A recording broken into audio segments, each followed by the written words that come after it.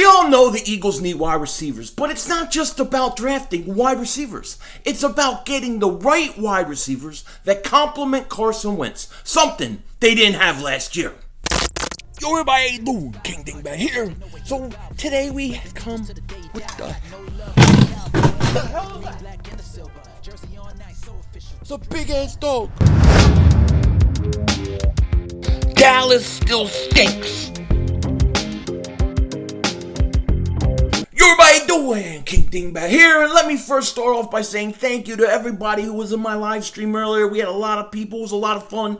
And I thank you so much. I mean, if I could, I'd give you a giant hug right now. Seriously, thank you so much for coming and hanging out with me, because the truth of the matter is this.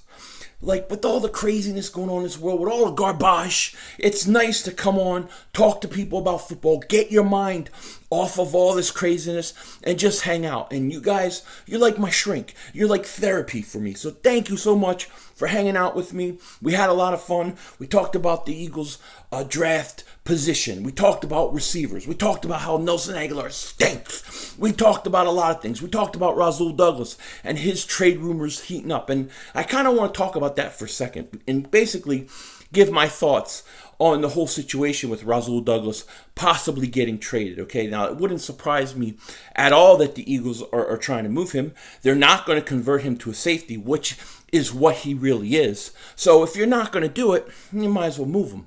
You might as well move him. And there's talks that the Niners are really interested in him, the Jaguars, possibly the Houston Texans, and apparently they were saying that that the 49ers were talking to the Eagles. I guess it got to the point where they made an offer, and they offered a player, and the Eagles came back and countered, and it was too much, and the Niners walked away. Okay, now the player could have been Pettis, the receiver, could have been Breida, the running back, who knows? But there is some speculation that it could have been Breida. Now, I like Breida. I liked him last year. I would love the Eagles to get him. He fell out of favor in San Fran, kind of like Douglas in Philly. So if that was a situation where they were bringing in Breida, I would have no problem with it. The only thing I would say is, where would that put Boston Scott? Because would you keep Boston Scott and Breida, or would you let Boston Scott go? I don't know. So, a little bit of a question there, but I do like Breida. I do like his explosiveness, but he's not really a big physical back, because you think, okay, Boston Scott, he goes in that Darren Sproles role. Then you have Miles Sanders. Then you get a big back. But who knows? Maybe it's Pettis, the receiver. I'm okay with him. I think a lot more people are higher on him than me. But maybe that's where they're going with it. But my hope with the Eagles and it not working out and the Niners walking away, my hope is that this has more to do with trading up in the draft. That's what I'm hoping this will be about, because the Niners, they don't have a lot of picks, right? They have those 2 firsts. They may want more. Well, if they need Rasul Douglas and they're looking at it, at him, then you got to use him for trade bait. Maybe you use him to move up to 13 at some point in this draft, and that's what the Eagles can do. Trade your first 2020. Trade it first, trade Rasul Douglas, trade a third, and then next year's 4th or 5th round pick. I think that gets you up to 13, man. That really is a lot. It should get the job done. You go up, you get my man Henry Ruggs. That's what I would do. But we got to keep our eye on this whole Rasul Douglas situation, because it is interesting nonetheless. The one thing that I really want to get across to people, in my opinion, of how I kind of view the wide receiver situation and how I see it going in the draft, I'm looking for specific type of wide receivers. I am looking for receivers who are fast, receivers who can get vertical in a hurry and get downfield. The Eagles need that kind of wide receiver. They need multiple wide receivers like that, because that's the kind of quarterback they have. They have a big arm, big cannon, North Dakota assassin quarterback who needs to throw the ball downfield. And, we always hear people talking about Carson Wentz and all the fumbles and things like that. And look, he has to work on it. He has to fix it. No question about it. But some of the problems that he has why he holds the ball so long is because he doesn't have the receivers that fit him. He has guys that are slow, like Alshon, okay, just the truth, and guys that don't get separation. And Carson is a guy who's going to hold the ball a little longer. And what you need with a Carson Wentz is you need a guy who, when Carson's holding that ball just a little bit longer, or he's rolling out, they know how to turn upfield and go in a hurry, okay, and are fast enough to run underneath his throws. That's what they need. They don't have it. I mean, they have it in Deshaun Jackson. One game, and you saw the damage he did. Imagine having that with multiple guys on multiple sides of the field. It would be unbelievable. It would be ridiculous. You'll see Carson Wentz put up 40 touchdowns. I truly, truly believe it. So we have to remember, in the draft, we need speed. We need vertical wide receivers. We don't need big, slow guys. We don't. I believe the days of having that prototypical big, huge, slow guy, I don't think it's as important as it used to be. Now, obviously, if you could get a guy that's 6'4", that can run a 4.37, 4.38, something like that, of course you want that. But it's not the end-all be-alls. What teams in the league need, what teams like the Kansas City Chiefs have, are guys that can just flat out run. They're fast and they can get vertical. And they don't have to be that big. They just have to be able to catch. They have to be able to get separation. They have to be able to turn it upfield. And when I look at the Chiefs, and I said this during the season, I was saying this, you really need to kind of transform your offense into more of a vertical passing game offense, because it's what fits Carson Wentz perfectly.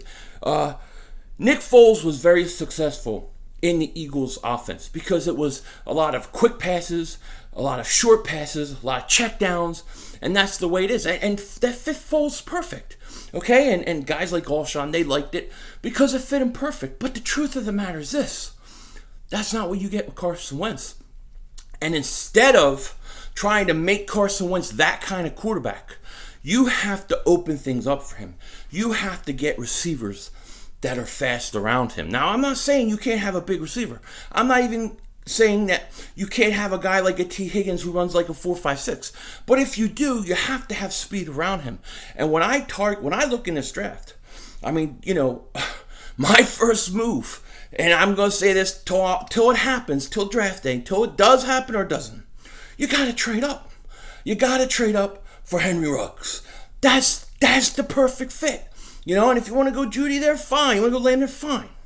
Okay? But Ruggs is the guy that Carson gets the ball. He's getting pressure. He's scrambling out. He fires the ball 50 yards downfield. Henry Ruggs is running underneath it. So can Deshaun Jackson, but he's 33 years old. You may be only getting one more year of him. So I think you got to trade up. And it's interesting that I bring up trade-ups because I bring it up a lot. But I was reading some interesting things about how, because of some of the depth in this draft, that teams are actually not trying to trade up. Teams are not looking to trade up as much. Maybe a few teams early in the draft for quarterbacks, but other than that, especially teams with wide receivers, they're standing put. They're going to stay put, and they don't really have a lot of motivation to basically trade up. And what that does, and what that could do for the Eagles, is open a door. Because teams that want to trade back are now not going to get the value they normally would have had by trading back. So therefore, you may get a bargain situation with the Raiders where they'll take way less than what they can normally get because they just want to get back, and teams don't want to trade up to that position. So there just may be an opportunity for the Eagles to trade up. No question about it. Now, if you don't trade up, it's going to be very interesting.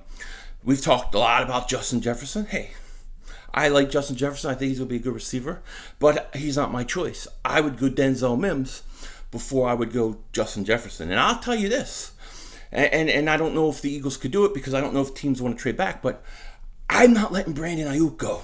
I may trade back in and take Ayuk in the first. That's how much I like Brandon Ayuk.